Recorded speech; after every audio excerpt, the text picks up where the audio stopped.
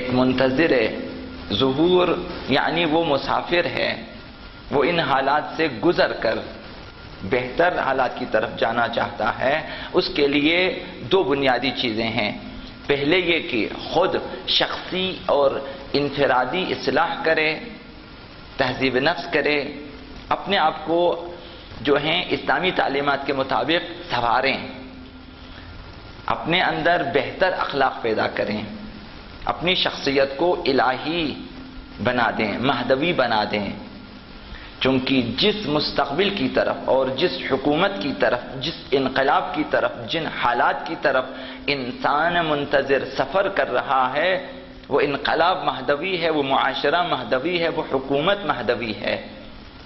تو لہذا ابھی سے ضروری ہے کہ اپنے اندر اخلاق مہدوی، شخصیت مہدوی پیدا کریں،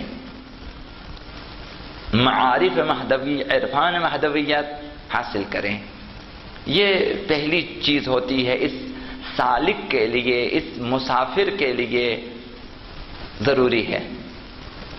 اور دوسرا جو لازمی امر ہے وہ یہ ہے کہ اپنی اصلاح پہ اکتفا نہ کریں، اپنی شخصی اصلاح پہ اکتفا نہ کریں، اپنے آپ کو سنوارنے پہ اکتفا نہ کریں، بلکہ سماج کی، معاشرے کی فکر کریں، افراد سازی کی فکر کریں، معاشرہ سازی کی فکر کریں۔ یہ دوسرا اہم رکن ہے۔ دوسروں کو بھی اپنا ہم سفر بنا دیں، اس سفر، اس پاک و پاکیزہ و مقدس سفر میں دوسروں کو بھی اپنا ہم سفر بنانے کی کوشش کریں۔ جس قدر ہم سفر پیدا کریں گے ان کی اصلاح ضروری ہے۔ بغیر کسی اصلاح کے، بغیر تہذیب نفس کے، بغیر عرفان مہدویت کے، بغیر اخلاق مہدویت کے کوئی بھی انسان آپ کا ہم سفر نہیں ہو سکتا۔ وہی آپ کا ہم سفر ہو سکتا ہے مہدوی معاشرے کی طرف، مہدوی حکومت کی طرف، ظہور کی طرف، جو آپ کی طرح اصلاح شدہ ہو، شستہ و شائستہ ہو، آراستہ ہو اخلاق اسلامی سے۔ تو لہذا خود تنہا نہ جائیں، کہیں نہیں پہنچیں گے، آپ اکیلے کہیں نہیں پہنچیں گے۔ وہ انقلاب جس نے پوری ہستی کو دیگرگون کرنا ہے، کل نظام ہستی کی اصلاح کرنی ہے، تمام روئی زمین پہ بسنے والوں کی اصلاح کرنی ہے، لہذا ضروری ہے کہ آپ دوسروں کو بھی ساتھ لے کے چلیں۔ جس قدر اس سفر ظہور میں جس قدر افراد آپ تیار کر کے لے کر جائیں گے مہدوی معاشرے کی استقبال کے لیے، مہدوی انقلاب کے استقبال کے لیے، ظہور کے استقبال کے لیے، اسی حساب سے ظہور کو جلد کامیابی ملے گی، انقلاب مہدوی بہت جلد کامیاب ہو جائے گا اور ظہور نزدیک تر ہوتا جائے گا۔ افراد کی ضرورت ہے۔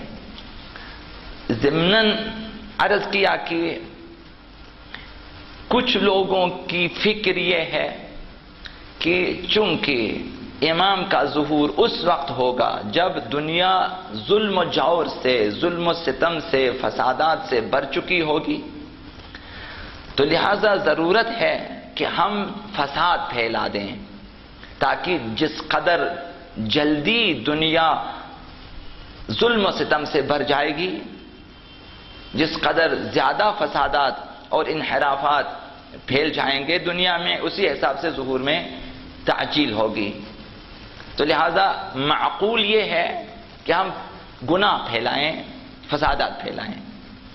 تو عرض کیا تھا کہ یہ ان کی طرف سے ہیں جو یا انتہائی سادہ مومن ہیں، جنہیں روایات کا لب و لہجہ بھی نہیں معلوم، یا وہ افراد ہیں جو جان بوجھ کر مہدویت کے چہرے کو مسخ کرانا چاہتے ہیں اور ہمارے اندر جو مہدوی فکر ہے اسے منحرف کرنا چاہتے ہیں، یہ ان کی طرف سے ہے۔ لہذا عرض کیا کہ مقصد افساد نہیں ہے، اصلاح ہے۔ اگرچہ ظلم و ستم سے جب انسان کا مقابلہ ہوگا، جب مصائب و مشکلات کے پہاڑ ٹوٹیں گے انسانوں پہ، ایک طبیعی نتیجہ اخذ ہو سکتا ہے، وہ یہ کہ جس قدر انسان پہ مصائب و مشکلات آ جائے، اسی حساب سے لوگوں کا یقین بڑھے گا کہ یہ موجودہ نظام جو انسانوں کی طرف سے خود ساختہ نظام ہے، یہ ہماری مشکلات کو حل کرنے سے قاصر ہے۔ دنیا کے کسی بھی ملک کا نظام ہو، کسی بھی گروہ کا نظام ہو، وہ ہماری مشکلات میں اضافہ کر سکتا ہے، کمی نہیں کر سکتا۔ یہ یقین ان کا بڑھ جائے گا، اور لوگوں کا یہی یقین کہ موجودہ نظام، انسانی نظام، ہماری مشکلات اور ہمارے مصائب اور ہمارے یہ جو پیدا شدہ خستہ و خراب حالات ہیں، انہیں ٹھیک نہیں کر سکتا۔ ضرورت ہے کہ ایسا نظام آ جائے جو ہماری مشکلات کو ٹھیک کر دے، درست کر دیں، جو کمزوروں کو ان کا حقوق دے، جو دست شفقت ان کمزوروں کے، ان مستضعفین کے سروں پہ پھیریں، جو ظالموں سے ان کا حق لے لیں، جو ہمیشہ کے لیے ظلم و ستم کا خاتمہ کریں، جو ہمیشہ کے لیے روئے زمین پہ امن قائم کرے، کوئی ایسا نظام۔ لہذا بشریت ظلم و ستم کی چکی میں پس جانے کے بعد منتظر ہوگی کہ کوئی ایسا نظام آ جائے جو تمام تر مادی و معنوی مشکلات پہ قابو پا لے اور انہیں حل کرے۔ ایک ایسے نظام کا وجود ہونا چاہیے تاکہ یہ افراد جو ایک ایسے نظام کے منتظر ہیں، انہیں یقین ہو جائے کہ ایک ایسا نظام موجود ہے جو ہماری مشکلات کو یکدم حل کر سکتا ہے، جو ہمیں ترقی کے اوج تک پہنچا سکتا ہے، جو ہمارے ہاتھ تھام کر ہمیں لے جا سکتا ہے وہاں جہاں انسان کا مقام ہے، ترقی کی آخری منزلوں تک۔ ایسا نظام موجود ہے جو تمام ظالموں سے ہمارے حقوق لے کر ہمیں پہنچا دے، ایسا نظام جو ہمارے تمام رائگان کیے گئے اور ناحق بہائے گئے خون کا انتقام لے، قصاص لے، ایسا نظام۔ لہذا انہیں احساس ہوگا، ہم اگر احساس دلا دیں انہیں، مہدوی جوان، مہدوی افراد، مہدوی شخصیات، یہ اس نظام کا تعارف کرا دیں، بتا دیں انہیں کہ ایسا نظام موجود ہے، ایسا نظام بھی موجود ہے خداوند متعال کی طرف سے، اور ایسے نظام کے نافذ کرنے والے افراد بھی موجود ہیں، وہ بھی خدا کی طرف سے موجود ہیں، اور اس نظام کے لیے اور اس نظام کو رائج کرنے کے سلسلے میں مضبوط پشت پناہی حاصل ہے خداوند متعال کی طرف سے۔ اگر ہم باور کرانے میں کامیاب ہو گئے کہ افراد کو باور کرا دیں کہ ایسا الہی آسمانی نظام موجود ہے، تو پھر انسان میں ایک ایسے نظام کے سلسلے میں شوق پیدا ہوگا، اشتیاق پیدا ہو، کاش کہ وہ نظام آ جائے۔ کہاں ہے وہ نظام؟ کس نے نافذ کرنا ہے وہ نظام؟ وہ ناظم کہاں ہے؟ وہ پشت پناہ کہاں ہے؟ یہ شوق پیدا ہوگا۔ تو کیا ہوگا؟ اس شوق و اشتیاق کے بعد آہستہ آہستہ یہ بھی انسان پہ واضح ہو جائے گا کہ جغرافیائی تقسیم انسانی معاشرے کے لیے مشکل ساز ہے۔ یہ ایک اور شناخت ہوگی ان انسانوں کو موجودہ نظام کے، ظالمانہ نظام کے تحت آنے کی صورت میں۔ موجودہ دنیا میں جس قدر ظلم و گناہ و فسادات وغیرہ ہیں، اس کی عزت میں آنے کے بعد انسانوں کو پتہ چل جائے گا کہ یہ جو جغرافیائی تقسیم ہے، جس کی بنا پر بے پناہ سرمایہ اسلحہ سازی پہ خرچ کیا جا رہا ہے، یہ جو مختلف ممالک کے حدود ہیں، جغرافیائی حدود، اس کی وجہ سے تعصب پیدا ہو رہا ہے، انسان اپنی کمائی اپنی تباہی کے لیے خرچ رہا ہے. اسلحوں کی خریداری، اسلحہ سازی، ان پہ کافی سرمایہ خرچ رہا. اسی جغرافیائی تقسیم کی بنا پر طاقتور ملک کمزور اور فقیر ممالک کی سرزمین اور ان کے معدنی ذخائر پہ قبضہ جمانے کے لیے حملہ آور ہو جاتے ہیں، ثقافتی حملے کرتے ہیں، صلیبی حملے کر لیتے ہیں اور فوجی حملے کر لیتے ہیں ممالک پہ. ثقافتی حملے معلوم ہے کہ تقریباً دنیا کے تمام ممالک مغربی ثقافتی یلغار کے زد میں ہیں. اور صلیبی، آپ کو پتہ ہے اس وقت جو جنگ مسلط ہے عالم اسلام پر اور مخصوصاً عالم تشیع پہ، صلیبی جنگ ہے، ہمارے اوپر مسلط کی گئی ہے، جو کہ سال ہا سال پہلے سے شروع ہے. اور اب مقدس کتابوں کی توہین کرنا، مقدس شخصیات کی توہین کرنا، مذاہب کی توہین کرنا، یہ صلیبی فکر ہے. صلیبی جنگ میں ایسے حملے ہوتے ہیں، قرآن جلانا، نزاتش کرنا، یہ چیزیں، اور ائمہ اطہار اور پیغمبر اسلام جیسی شخصیتوں کی توہین کرنا، یہ صلیبی حملے ہوتے ہیں. صلیبی جنگ ہے کہ ایک مکتب فکر اپنی آئیڈیالوجی کو نافذ کرنے کے لیے، اپنی فکر کو نافذ کرنے کے لیے، اپنے مذہب کو نافذ کرنے کے لیے حملہ آور ہو جاتے ہیں صلیبی. اور بعض ممالک میں آپ دیکھتے ہیں فوجی حملے ہیں. یہ کس وجہ سے؟ جغرافیائی حدود کی وجہ سے کہ یہ علاقہ ہمارا ہے، لہذا ہم چاہتے ہیں کہ باقی علاقے بھی جو ہے ہماری سرحد میں آ جائیں اور ہماری حکمرانی ہو جائے اس پر. اور ہماری سرحد سے باہر جو ممالک ہیں وہاں جو معدنی ذخائر ہیں یا جو قدرتی ذخائر ہیں یا جو قدرتی توانائیاں ہیں وہاں پہ، وہ ہمارے ہاتھ آ جائیں، لہذا حملے ہوتے ہیں. اسی جغرافیائی تقسیم کی وجہ سے ملکوں کے مابین ایک خاص حسد اور ایک تعصب پایا جاتا ہے ملکوں میں. لہذا ایک ملک دوسرے ملک کے ساتھ ایک خاص تعصب اور حسد رکھتا ہے. لہذا ایک ملک ایٹم بم بناتا ہے، دوسرا اس کے مقابلے میں ایٹم بم بناتا ہے. ایک جو ہے میزائل کا جو ہے آزمائش کرتا ہے، ایک میزائل کی آزمائش امتحان، دوسرا ملک فوراً اس کے بعد ایک فوجی مشقیں شروع کر دیتا ہے، دوسرا اسی تعصب اور حسد کی وجہ سے تاکہ طاقت برابر رکھے وہ بھی شروع کر دیتا ہے. یہی وہ باتیں ہیں جو انسانی مشکلات میں اضافہ کرتی ہیں.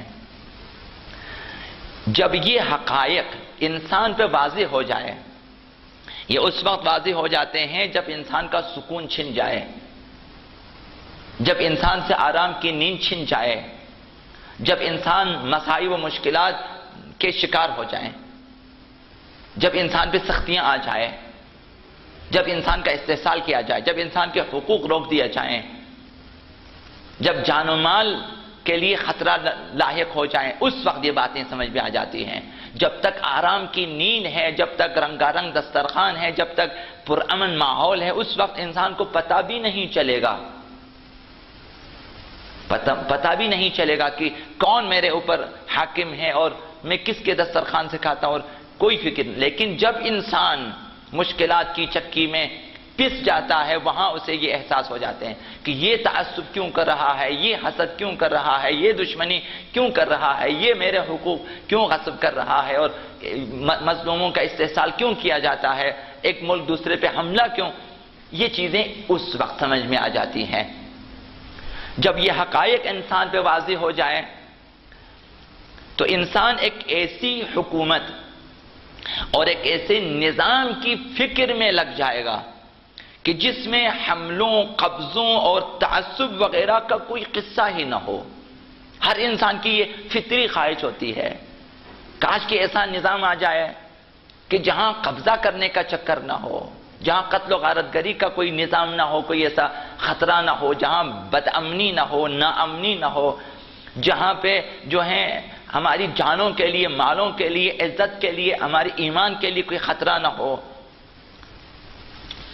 جہاں پہ جو ہیں صلیبی جنگیں نہ ہوں، جہاں پہ یہ چیزیں نہ ہوں، تعصب نہ ہو، جہاں ہمارے حقوق کے لیے کوئی خطرہ نہ ہو، جہاں ہمارے امن و امان کے لیے کوئی خطرہ نہ ہو، تو انسان آرزو کرے گا کہ کوئی کاش کے ایسا نظام ہو۔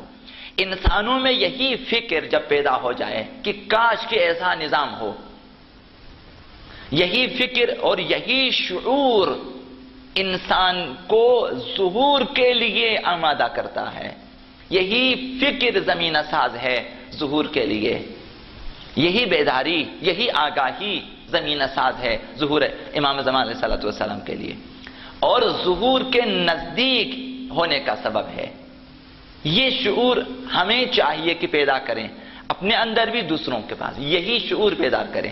اس سے کیا ہوگا؟ لوگ اس نظام مہدوی کو، اس حکومت مہدوی کو، اس انقلاب مہدوی کو قبول کرنے کے لیے آمادہ ہو جائیں گے، جو کہ بہت بڑا اقدام ہوگا زمینہ سازی میں، ظہور آقا امام زمان میں۔ تو یہ چیز پیدا ہونی چاہیے۔ انسان احساس کرے گا کہ آج جس قدر سرمایہ اسلحوں اور گولے بارود پہ خرچ ہو رہا ہے الہی انقلاب کے بعد، یعنی ظہور کے بعد، ظہور کے بعد وہ سرمایہ انسانی فلاح و بہبود پہ خرچ ہوگا، نہ گولے بارود پہ۔ وہاں نہ حسادت ہوگی، نہ رقابت ہوگی اور نہ دشمنی، بلکہ سب مل کر شانہ بشانہ عدل و انصاف کی بنیاد پر برادری اور برابری کے اصولوں کے تحت اخلاص اور صدق و صفا اور مروت و شرافت کی بنیاد پر انسانیت کی مادی اور معنوی ترقی کے لیے کام کریں گے۔ اس نظام کے بارے میں شعور پیدا ہوگا انسانوں میں کہ جہاں رقابت نہیں ہے، جہاں تعصب نہیں ہے، جہاں قتل و غارت گری نہیں ہے، جہاں خون ریزی نہیں ہے، جہاں سرمایہ ایک دوسرے کو قتل کرنے پہ نہیں خرچا جائے گا، جہاں بارود جلانے کی ضرورت نہیں پڑے گی، جہاں گولے باری کی ضرورت نہیں پڑے گی، جہاں فوجی حملوں کی ضرورت نہیں پڑے گی، وہاں تمام انسان مل کر، مل جل کر شانہ بشانہ انسانیت کی ترقی کے لیے، انسان کو معراج تک لے جانے کے لیے، دنیاوی اخروی مادی معنوی ظاہری باطنی تمام میدانوں میں انسان کو ترقی دینے کے لیے سب مل کر کام کریں گے، اخلاص کے ساتھ کام کریں گے، برادری کے ساتھ کام کریں گے، برابری کے ساتھ کام کریں گے۔ انسان میں یہ شعور پیدا ہوگا۔ یہ وہ طبیعی نتیجہ ہے جو ظلم و ستم سہنے والے انسان کو ملے گا۔ ظلم بری چیز ہے، ناامنی، بد امنی، خونریزی، فسادات، یہ چیزیں بری ہیں، لیکن جب ایک انسان پہ یہ ساری چیزیں مسلط ہو جاتی ہیں اور ایک انسان پس جاتا ہے تو وہ موجودہ نظام کے بارے میں آگاہی حاصل کرتا ہے، ایک ایسے نظام کی آرزو پیدا کرتا ہے اور اس نظام کی شناخت حاصل کرتا ہے، پھر اس نظام کے بارے میں شوق و اشتیاق پیدا ہو جاتا ہے۔ تو یہ طبیعی نتیجہ ہے جو کہ بہتر ہے، جو کہ زمینہ ساز ہے ظہور کے لیے، جو کہ ظہور کو نزدیک کرنے والی چیز ہے۔ لیکن اس کا مطلب یہ نہیں ہے، ہرگز یہ مطلب نہیں ہے کہ ہم بھی آئیں ظلم پھیلا دیں تاکہ جلد سے جلد انسان جو ہے ظلم کی چکی میں پسے، تاکہ ظلم جو ہے پھیل جائے، ناانصافیاں اور گناہ پھیل جائیں، ناانصافیوں کو ہم عام کریں، ظلم کریں، خون خرابہ فسادات پیدا کریں۔ یہ مطلب نہیں ہے، بلکہ ہم انسانی اخلاقی اور عقیدتی بنیادوں پر عقل و منطق کے ذریعے لوگوں میں یہ احساس پیدا کر سکتے ہیں۔ بغیر یہ احساس ظلم و ستم سے پیدا ہوگا، لیکن ہم عقل و منطق سے یہ چیز پہ جو ہے ایجاد کر سکتے ہیں، لوگوں میں، لوگوں کو ہوشیار کر سکتے ہیں، دلائل کے ذریعے، معرفت کے ذریعے، علم کے ذریعے، تبلیغ کے ذریعے، نشر اشاعت کے ذریعے، دوستی کے ذریعے، بہت سارے ذرائع ہیں جن کے ساتھ اگر ہم کام کریں تو یہی آگاہی انسانوں میں اس نظام مہدویت کے بارے میں آگاہی اور اس نظام کی خصوصیات سمجھانے، اس کی معرفت کے سلسلے میں ہم جو ہیں لوگوں کو آگاہی دے سکتے ہیں۔ ظلم و ستم اور خون خرابہ پیدا کیے بغیر علم و ادب اور تعلیم و تربیت اور فکری انسانی تربیت کے ذریعے لوگوں کی فکر و نظر کو ہم سیقل دے سکتے ہیں. وہ جو جبری نتیجہ ہے، فطری نتیجہ ہے، جو مسائل و مشکلات اور ظلم و ستم کے بعد انسان حاصل کرتا ہے، اسی نتیجے کو، اسی آگاہی کو، اسی شعور کو ہم عقل و منطق کے ذریعے، تعلیم و تربیت کے ذریعے پیدا کر سکتے ہیں لوگوں میں. لہذا ہمیں ضرورت نہیں ہے کہ تاکہ لوگ آشنا ہو جائیں، تاکہ لوگ آگاہ ہو جائیں اور شعور پیدا کریں، مہدوی معاشرے کے سلسلے میں آئیں ظلم کریں، آئیں گناہ پھیلا دیں. یہ ضرورت نہیں ہے. اسلام اجازت نہیں دیتا کہ آئیں ایسے اقدامات کریں، برے برے کام انجام دیں جس کے نتیجے میں کوئی مثبت نتیجہ مل جائے. اسلام اس بات کی اجازت نہیں دیتا کہ غلط وسیلوں سے ہم کسی کی جو ہے تربیت کریں. اسلام اجازت نہیں دیتا کہ غلط وسیلوں سے کہ چوری کریں، انفاق کریں. اسلام اس بات کی اجازت نہیں دیتا کہ ہم ڈاکہ ڈالیں، چوری کریں اور پھر آئیں غریبوں کی، ناداروں کی مدد کریں. اسلام چونکہ وسیلہ ناپاک ہے، وسیلہ مقدس نہیں ہے، اگرچہ ہدف اچھا ہے. یتیم پروری، غریب پروری اچھی چیزیں ہیں، لیکن اس مقصد کے لیے حلال روزی کمانا چاہیے، نہ کہ چوری کریں، ڈاکہ ڈالیں اور جا کے لوگوں کی خدمت کریں. تو یہی مثال ہے کہ چونکہ لوگوں میں شعور اور آگاہی اور بیداری پیدا کرنا جو اچھی بات ہے، تو آئیں اس کے لیے اس طرح سے بیداری پیدا کریں. ظلم، فساد، گناہ، اسلام اس بات کی اجازت نہیں دیتا. ہم تعلیم و تربیت کے ذریعے ان کی فکر کو صقل دے سکتے ہیں اور انہیں انقلاب مہدوی کو قبول کرنے اور حکومت مہدوی کے قیام میں مدد کے لیے فکری طور پر اور عملی طور پر تیار کر سکتے ہیں. ہم کر سکتے اگر ہم اقدام کریں، اگر ہم اٹھیں، اگر مہدوی جوان اٹھیں، اگر مہدوی افراد اٹھیں، اگر مہدوی فکر رکھنے والے قیام کریں، متنا و فرادہ کر کے قیام کریں، ایک ایک دو دو کر کے اگر قیام کریں تو یہ کام کر سکتے ہیں. دنیا کے دوسرے خطوں میں ایسے گروہ موجود ہیں، ایسا نظام موجود ہے، ایسی تنظیمیں موجود ہیں جو یہ کام کر رہی ہیں. ہم بھی کر سکتے ہیں اپنے معاشرے میں، اپنے علاقے میں، اپنے ایریے میں. اور ہم معاشرے کو امن و آشتی اور اخوت و برادری اور تعلیم و تربیت و اخلاق کے ذریعے ظہور کے لیے آمادہ کر سکتے ہیں.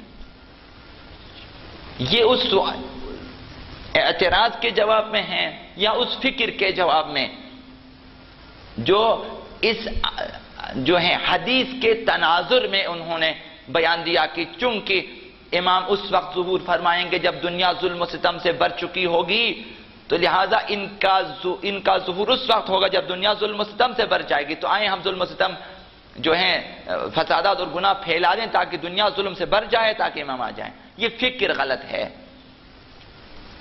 ہم اس کے بغیر ہم جو ہیں احسن طریقے سے ادعو الی سبیل ربک بالحکمت والموعظۃ الحسنہ، ہم حکمت کے ذریعے، دانائی کے ذریعے، علم کے ذریعے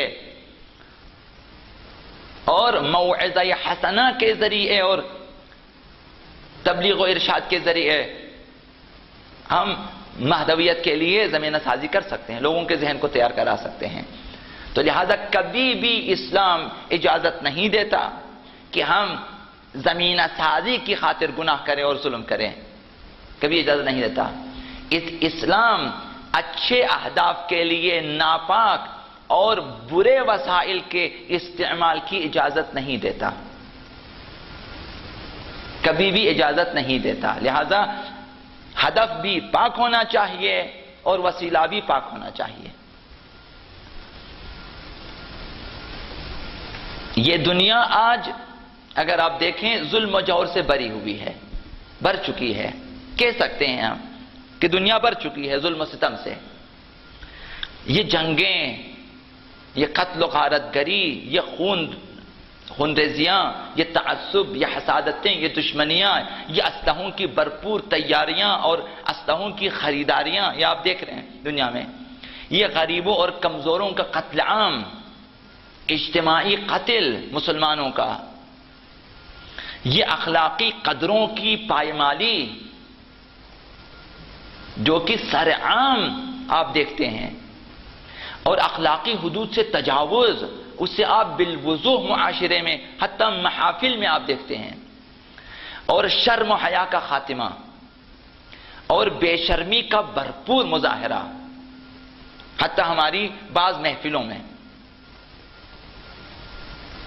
بعض تقریبات میں بے شرمی کا بھرپور مظاہرہ، یہ فحاشیاں اور اخلاقی جرائم کی بھرمار معاشرے میں آپ خود گن سکتے ہیں، بلکہ آپ انگنت دیکھ سکتے ہیں معاشرے میں یہ چیزیں، یہ سب گواہ ہیں کہ دنیا ظلم و فساد سے بھر چکی ہے، مگر ہم ابھی تک دنیا ظلم و ستم سے بھر چکی ہے، بد اخلاقیوں سے، فحاشی سے، گناہوں سے بھر چکی ہے، مگر ہم ابھی تک موجودہ شیطانی نظام کی حقیقت سے ناآشنا ہے۔ وہ نظام جو رائج ہے اس وقت ہماری زندگیوں پہ رائج ہے، شیطانی نظام، طاغوتی نظام، ہم اس کی حقیقت سے ناآشنا ہیں۔ ابھی تک ہم مغربی طاغوتی شیطانی نظام کی حقیقتوں سے اور اس منحوس نظام اور ثقافت کے برے نتائج سے آگاہ نہیں ہے، جس طرح ہمیں آگاہ ہونا چاہیے نہیں ہے، حتیٰ کہ مبلغین اسلام اس طاغوتی شیطانی نظام کے زد میں ہیں۔ ابھی تک یہ واضح طور پر احساس نہیں کیا جا رہا۔ معاشرے کی مصیبتیں یہ ہیں، معاشرے میں درد یہ ہیں، بیماریاں یہ ہیں کہ جو نظام رائج ہے اور جس نظام کے تحت ہم چل رہے ہیں، خواہ نہ خواہ، خواستہ و ناخواستہ چل رہے ہیں، جو نافذ ہے ہمارے اوپر، ہماری زندگیوں پہ نافذ ہے، ہمارے رسم و رواج پہ نافذ ہے، ہم ابھی تک اس نظام کی حقیقتوں سے ناآشنا ہیں اور اس کے برے نتائج سے ناآشنا ہے۔ ہماری مشکلات کا سرچشمہ یہی طاغوتی نظام ہے جس کے ماتحت تقریباً پوری دنیا ہے۔ یہی مغربی ثقافت ہے جس کی عزت میں آ کر ہم نے اپنی اسلامی ثقافت کو بلا دیا ہے، جس کی بنا پر ہم اپنے وجود میں، اپنے اندر نظام مہدویت اور نظام ولایت الہیہ اور قیام حکومت عدل الہی کی ضرورت کے بارے میں اس جذبے کا احساس نہیں کرتے جو ایک پیاسے کو پانی کے متعلق ہوتا ہے۔ وہ احساس ہمارے اندر موجود نہیں ہے۔ نظام مہدویت یعنی ظہور امام زمان علیہ السلام، یعنی قیام امام زمان علیہ السلام، حکومت عدل الہیہ کے سلسلے میں اور ضرورت مہدویت، نظام مہدویت کے سلسلے میں وہ احساس نہیں ہے۔ ایک پیاسے کو پانی کے بارے میں جتنا احساس ہے، جب پیاس لگ جاتی ہے انسان نکل جاتا ہے تلاش میں، بچے کو پیاس لگ جاتی ہے، بچہ اٹھ کے جاتا ہے، فریج کا دروازہ کھول لیتا ہے، پانی نکال لیتا ہے اور پی لیتا ہے۔ اتنا احساس بھی ابھی تک ہم میں موجود نہیں ہے نظام مہدویت کے سلسلے میں۔ ظلم یہ ہے، ستم یہ ہے ہمارے لیے۔ ایک مریض کو شفا کے بارے میں جو احساس ہے، ہمیں حکومت امام زمان کے بارے میں ابھی تک وہ احساس نہیں ہے، وہ طلب نہیں ہے جو ایک پیاسے کو پانی کے سلسلے میں ہے، جو ایک مریض کو دوا کے سلسلے میں ہے۔ حکومت جہانی مہدوی کی ضرورت اور قیام کے بارے میں جس قدر ہمارے جذبات و احساسات اور آمادگی میں اضافہ ہوگا، اسی حساب سے امام کا ظہور نزدیک تر ہوتا جائے گا۔ تو ضرورت ہے کہ ہم اپنے اندر ضرورت نظام مہدویت کا احساس پیدا کریں، کم از کم جس قدر ایک پیاسے کو پانی کی ضرورت کا احساس ہے، ایک مریض کو دوا کی ضرورت کا اور شفا کا احساس ہے، اتنا احساس ہونا چاہیے۔ جس قدر یہ احساس بڑھتا جائے، جس قدر اس احساس میں شدت آ جائے، اسی حساب سے آقا کا ظہور، امام کا ظہور نزدیک ہوگا۔ ہمارا کام اپنے اندر بھی اور دوسرے افراد کے اندر بھی اسی احساس کو پیدا کرنا ہے. جس قدر ہمارے جذبات میں اضافہ ہوتا جائے گا، جتنا ہم میں آمادگی پیدا ہوتی جائے گی، جس قدر حضرت امام اعظم علیہ السلام کے ظہور کی ضرورت اور عالمی انقلاب کا احساس پیدا ہوگا، اتنا ہی امام کا ظہور نزدیک تر ہوگا. تو ذہنی آمادگی اور یہ احساس پیدا ہونا چاہیے. اگر آپ چاہتے ہیں کہ آپ زمینہ سازی کریں تو پہلا یہ کہ لوگوں کو احساس دلا دیں کہ یہ نظام جو طاغوتی ہے اور شیطانی، یہ انسان کے لیے مشکل ساز ہے. تمام فسادات اور ظلم و ستم کی جڑ یہی مغربی طاغوتی نظام ہے جو خواہ نخواہ ہمارے اوپر لاگو ہے اور ہم اس کے تحت خواستہ و ناخواستہ چل رہے ہیں. اور اس کے پیچھے صہیونزم ہے، اس کے پیچھے مغربی طاغوتی طاقتیں ہیں اور دوسری طاقتیں. احساس دلا دیں کہ ہمیں ایک ایسے نظام کی ضرورت ہے جو الہی ہو، اور اس نظام کا چلانے والا بھی الہی ہو، خدا کا نمائندہ ہو اور معصوم ہو اور ہمدرد ہو، اور اس نظام میں کسی ظالم کے لیے کوئی جگہ نہ ہو، کسی مفسد کے لیے کوئی جگہ نہ ہو. جس قدر ہم لوگوں میں یہ احساس پیدا کریں گے، ظہور کے لیے اسی حساب سے زمینہ سازی ہوتی جائے گی. ایک منتظر واقعہ یہ امام اعظم علیہ السلام کا یہ وظیفہ ہے کہ خود بھی احساس کریں، اس نظام سے آشنائی حاصل کریں اور دوسروں کو بھی یہ احساس دلا دیں. سچا منتظر وہی ہے. سچے منتظر کی نشانیاں ہوتی ہیں، دو نشانیاں جو عرض کی آپ کی خدمت میں، وہ یہ کہ انفرادی اصلاح، سماجی اصلاح، یہ دو. اور اس زمین میں جو باتیں تھیں عرض کی، تو سچے منتظرین کی نشانیاں اس کے انتظار کی کیفیت سے واضح ہو جاتی ہے. دو بڑے آثار کا جو ذکر کیا، صرف انہی دو چیزوں میں نہ آثار انتظار کا اختتام ہوتا ہے، نہ منتظرین کی ذمہ داریاں یہاں پہ ختم ہو جاتی ہیں کہ انفرادی اور اجتماعی اصلاح کے لیے کوشش کرنا ہی کافی نہیں، اگرچہ یہ بنیادی چیزیں ہیں. منتظرین امام اعظم علیہ السلام کے لیے ضروری ہے. خود بھی باعمل ہو، دوسروں کو بھی اس سلسلے میں باعمل کرنے کی کوشش کریں. خود بھی آگاہ ہو، دوسروں کو بھی آگاہ کرنے کی کوشش کریں. خود بھی شائستہ ہو، دوسروں کو بھی شائستہ کرنے کی کوشش کریں. خود بھی احساس کریں نظام مہدویت کا اور دوسروں کو بھی احساس دلانے کی کوشش کریں. خود بھی منقلب ہو جائیں، دوسروں کو بھی منقلب کرنے کی کوشش کریں. لیکن یہاں پہ ذمہ داریوں کا اختتام نہیں ہوتا، بلکہ خود کو اصلاح اور فتح کی امید میں فساد سے محفوظ رکھنا ایک خاص نشانی ہوتی ہے. یہ ایک خاص چیز ہوتی ہے کہ انسان کبھی نا امید ہو جاتا ہے حالات کی وجہ سے. اکثر معاشرے کی اکثریت جب تباہ ہو جاتی ہے اور خراب ہو جاتی ہے، اس وقت انسان نا امید ہو جاتا ہے.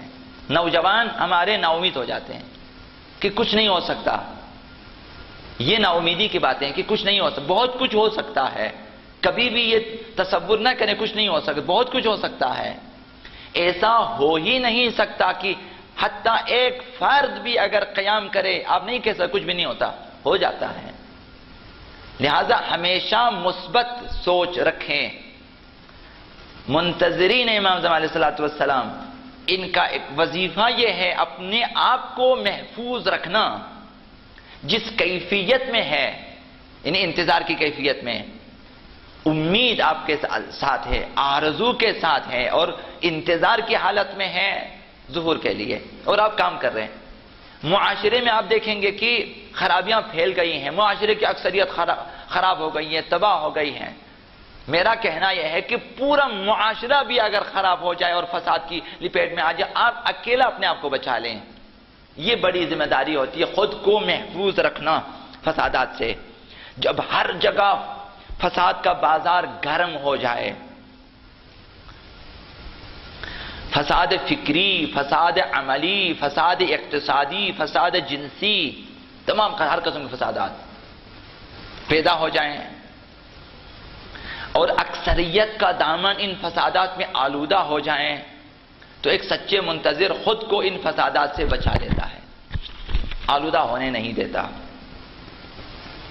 یہ اس کی ایک بڑی ذمہ داری ہو. جب آپ اصلاح کر رہے ہوتے ہیں تو کبھی نا امید ہو جائیں گے، کبھی اپنی اصلاح سے نا امید ہو جاتے ہیں، کبھی افراد معاشرہ کی اصلاح سے نا امید ہو جاتے ہیں. تو یہ نا امیدی ٹھیک نہیں ہے. 100 بار اگر آپ گر جاتے ہیں تب بھی آپ کو اٹھنا ہی ہوگا. واحد ذریعہ نجات قیام کرنا ہے، اٹھنا ہے. کہ گر گیا اب میں نہیں اٹھوں گا، میں پھر گروں گا نہ، 100 بار میں گروں، مجھے اٹھنا ہے، مجھے آگے جانا ہے. مجھے یہاں نہیں رکنا، کسی قیمت پہ نہیں رکنا ہے. مجھے اصلاح کے لیے کوشش کرنا ہے، بھلے کوئی بھی میری بات نہ سنے. حضرت نوح علیہ السلام 950 سال انہوں نے تبلیغ کی ہے، چند افراد انہوں نے ایمان لائے ہیں. حضرت نوح نا امید نہیں ہوتے. ہمیں نا امید نہیں ہونا چاہیے.